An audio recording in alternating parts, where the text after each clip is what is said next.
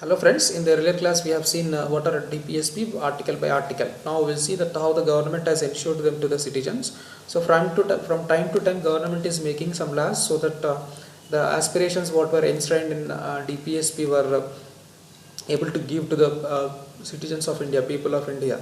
So what are those things? Like they passed several Jamindari abolition. They passed like several Jamindari abolition bills were passed in the parliament.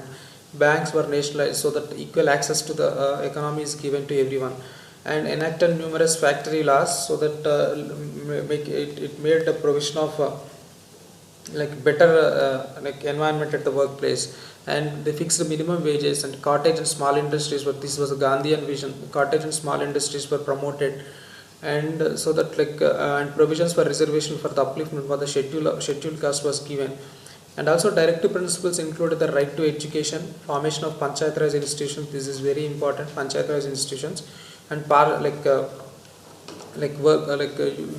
recently you have seen that Mahatma Gandhi National Rural Employment Guarantee Scheme, it guarantees the employment for whoever seeks employment under unseasonal period.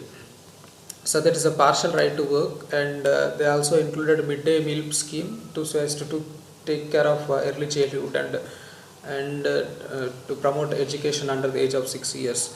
And of course it was extended till age of 15 years, but this is the inspiration drawn from DPSP, and these are the laws which were enacted to affect the DPSP to the people of India. Yeah, so you may get doubt that are they same from the beginning? Are they there? Like, are they same from the beginning? 36 to 51, are they same from the beginning? No, they were not same. Some of the DPSP were included in the middle of the the due course of time.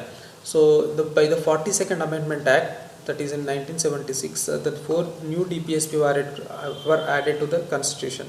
So the 4 new DPSPs were added to the Constitution by the 42nd Amendment Act. You look at them. So in the exam the question may be asked like this, like which of the following directive principles was added to the Constitution by the 42nd Amendment Act. The first one is under 39 one of the clause was added, that to secure opportunities for healthy development of children.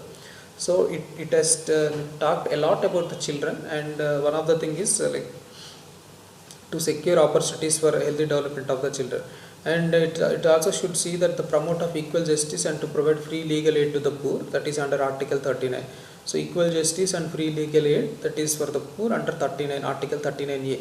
And the government should take steps to secure participation of workers in the management of industries, in these under Article 43A.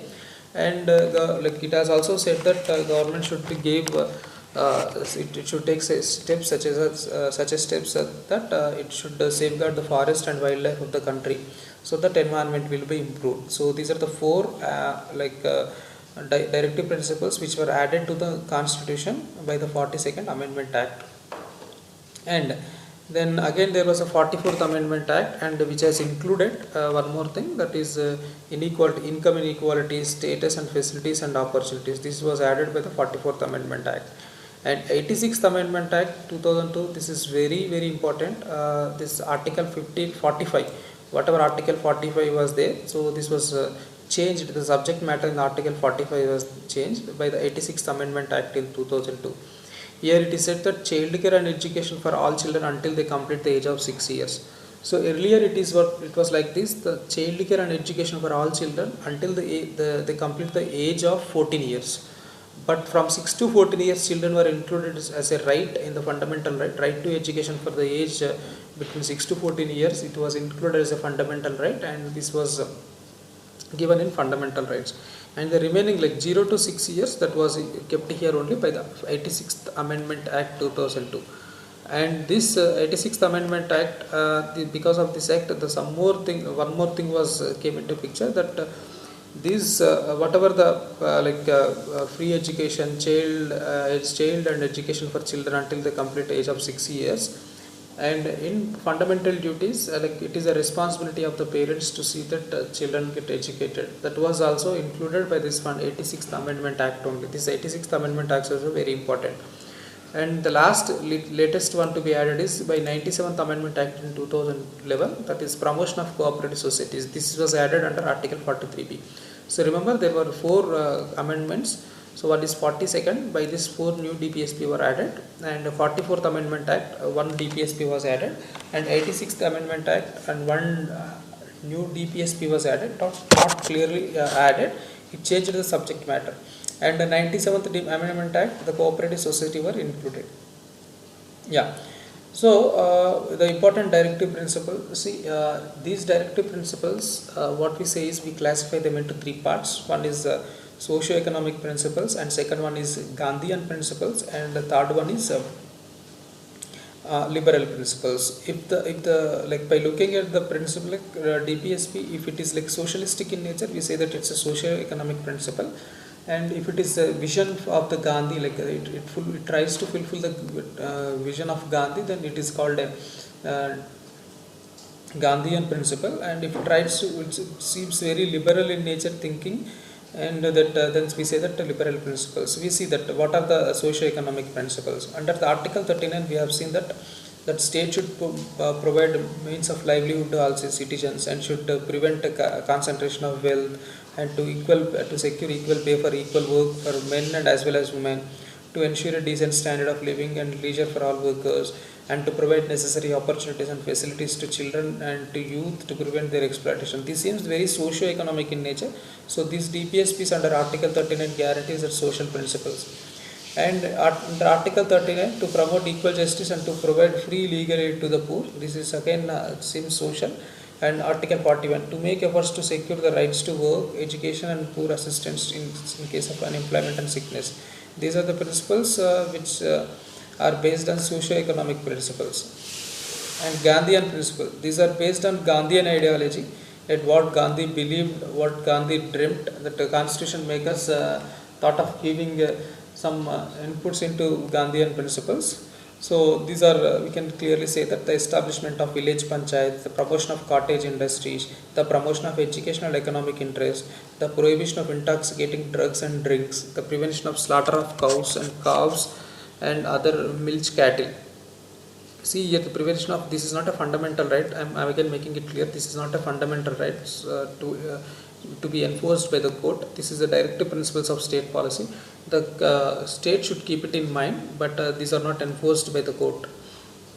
And liberal thinking, it's a uniform civil code for the country, provision of early childhood care for the children educated to educate the children below age of 6 years, and organizations of agriculture and animal husbandry along with scientific lines, separation of judiciary from executive, to maintain just and honorable relations between the state and to promote international peace and security, securing the participation of workers in the management of industries.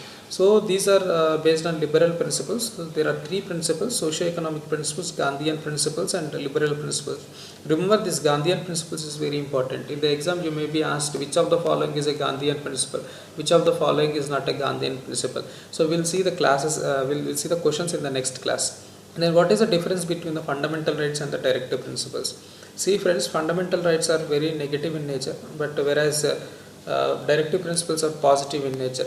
Fundamental right restrict the power of the state legislative, power of the executive, whereas directive principles gives them the instructions to include certain policies in the while enacting the laws.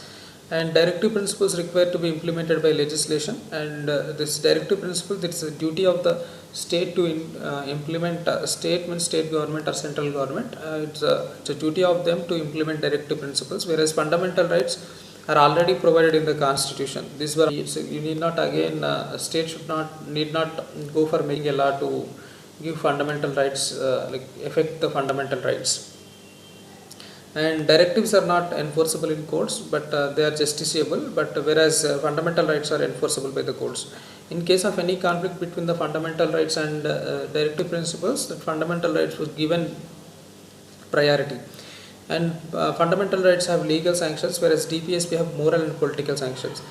So this is what the difference between fundamental rights and directive principles, and as well as the classification of directive principles. One is social and economic, based on socio-economic principles, and based on Gandhian principles, and based on liberal principles. So this is what about our DPSP friends. So we'll be looking at the model questions in the next class. Stay tuned to VFocus. Thank you very much. Have a nice day.